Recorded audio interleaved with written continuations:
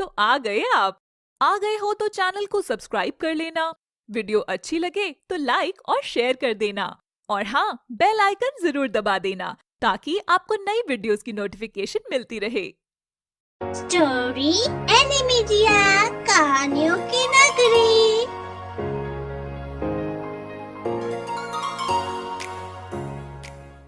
ये कहानी है लोखंडवाला के रहने वाले अनिरुद्ध की। अनिरुद्ध की फैमिली में उसकी माँ, बाबा और पत्नी सुजाता रहती थी। अनिरुद्ध सुबह के टाइम अखबार पढ़ रहा था।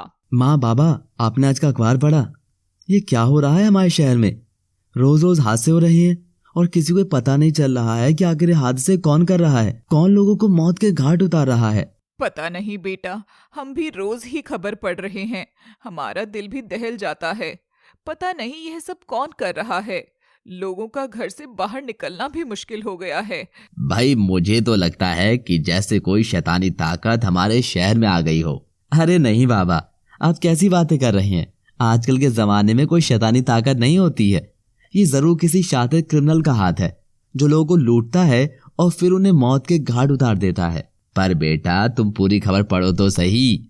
मरने वाले के शव को देखकर तो ऐसा लगता है जैसे किसी शैतान ने करा हो। अजी छोड़ो ना, आप भी सुबह सुबह ऐसी बातें करने लगे हैं। हम तो वैसे ही बहुत परेशान हो जाते हैं। हमारा बच्चा रोज बाहर जाता है। बस भी करो, यह सब बातें बंद करो और चलो चलकर नाश्ता पानी करो। फिर सब मिलकर नाश्ता करते हैं और अनिरुद्ध अपने ऑफिस को चला जाता है। ऑफिस में जाकर भी सब इसी के बारे में बात करते हैं। अरे यार, तंग आ गए हैं। पता नहीं क्या हो रहा है हमारे शहर को। अब तो घर से निकलते हुए भी डर लगता है मुझे। सही कह रहे हो दोस्त। मेरी बीवी बच्चे तो आजकल बहुत डरते हैं कि आखिर ये हो क्या रहा है, और कभी मुझे कुछ हो ना जाए जब तक घर नहीं पहुंचता। सहमे सहमे से बैठे रहते हैं सब। यही हाल यार सबके घर का है। फिर वो अपने अपने काम में लग जाते हैं। थोड़ी सी शाम होती ही अनिरुद्ध ऑफिस से निकलता है तो उसका दोस्त पूछता है, क्या बात है अनिरुद्ध, तुम कुछ दिनों से जल्दी घर चले जाते हो? मुझे लगता है सबसे ज्यादा तो तुम्हें ही हादसे का खौफ है। अरे नहीं नहीं, ऐसा कुछ नहीं है। दरअसल मेरी कुछ दिनों से तबीयत ठीक नहीं चल रही है, इसीलिए जल्दी चला जाता हूँ। और अनिरुद्ध घर के लिए निकल जाता है। लेकिन वो काफी देर तक घर नहीं पहुंचता। उसकी बीवी बहुत परेशान हो जाती है और उसे फोन मिलाती है, पर उसका नंबर नहीं मिलता। सुजाता की इंतजार में ही पूरी रात निकल जाती है, पर अनिरुद्ध घर नहीं आता।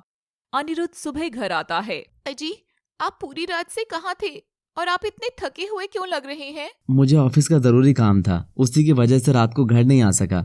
मैं बहुत थक गया हूँ, थोड़ा आराम कर लेता हूँ, बाद में बात करते हैं। अनिरुद्ध आराम करता है और जब शाम को अनिरुद्ध उठकर चाय पीता है तो सुजाता की नजर उसके नाखूनों पर जाती है और वो कहती है, अजी, ये आपके नाखूनों को क्या हो गया है? इतने गंदे और बड़े कैसे हो गए? आप क्या नाखून नहीं काटते हो? थोड़ा घबराता हुआ बोलता है, पता नहीं मुझे कैसे बड़े हो गए, मैं तो काटता हूँ। अजी, आप इतना घबरा क्यों रहे हो? कोई परेशानी है क्या आपको? मुझे बताओ। सुजाता अपने काम में लग जाती है और अगले दिन फिर अनिरुद्ध ने ऐसे ही किया और वह रोज ही ऑफिस से रात को घर नहीं आता। सुबह घर आकर सो जाता था। सुजाता बहुत परेशान हो जाती है कि आखिर ये सब चल क्या रहा है। वो अनिरुद्ध के दोस्त को फोन करती है और उससे पूछती है, भैया, मैं सुजाता बोल रही हूँ। भैया, आजकल अनिरुद्ध ऑफिस से रात को घर नहीं आते।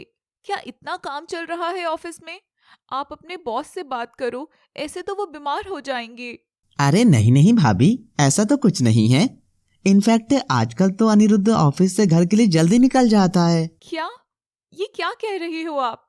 अगर ऐसा है तो आजकल अनिरुद्ध रात को आते क्यों नहीं है और वो कहाँ जाते हैं?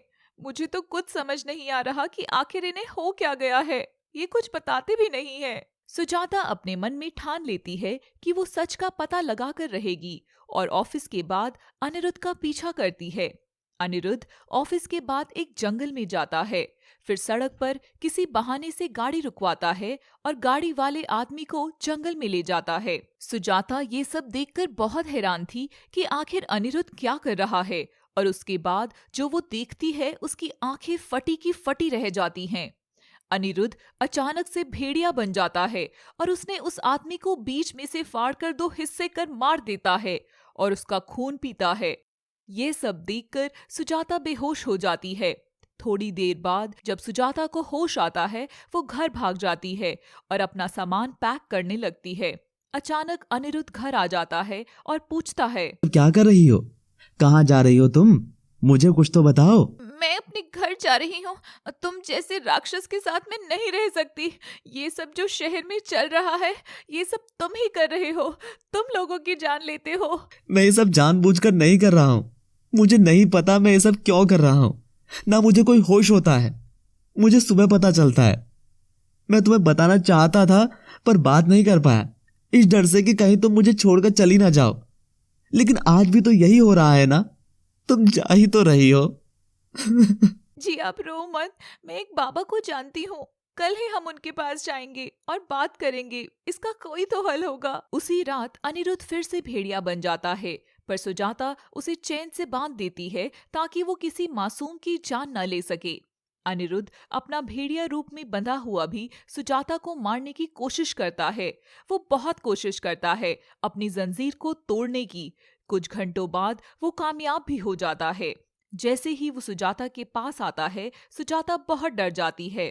अनिरुद्ध उस पर हमला कर देता है। सुजाता समझ चुकी थी कि अब वो उसका पति नहीं, एक शापित भेड़िया है।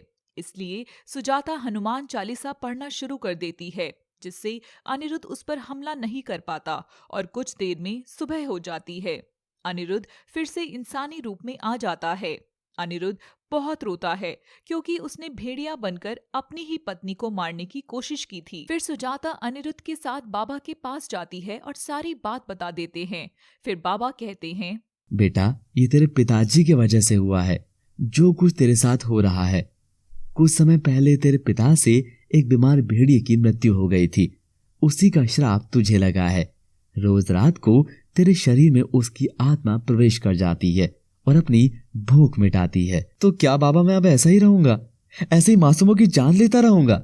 नहीं, अगली पूर्णवासी को जब पूरा चांद निकलेगा तो मैं उस आत्मा को अपने कब्जे में लेकर उसे मुक्ति दिला दूंगा। लेकिन उसे शांत करने के लिए तेरे पिता को इस पूजा में शामिल होना होगा। फिर वो सब लोग जैसे बाबा बोलते हैं वैसे ही करते हैं। अगली पूर्णमासी को जब पूरा चांद होता है, अनिरुद्ध के शरीर से भेड़िए कुछ समय के लिए मुक्त होता है। बाबा उसे तभी काबू में करके उसे मुक्ति दिला देते हैं और उसके बाद से अनिरुद्ध से शाप खत्म हो जाता है और शहर भी शापित भेड़िए से मुक्त हो जाता है। वीडियो अच्छी लगे तो लाइक और शेयर कर देना और हाँ, बेल आइकन जरूर दबा देना ताकि आपको नई वीडियोस की नोटिफिकेशन मिलती रहे।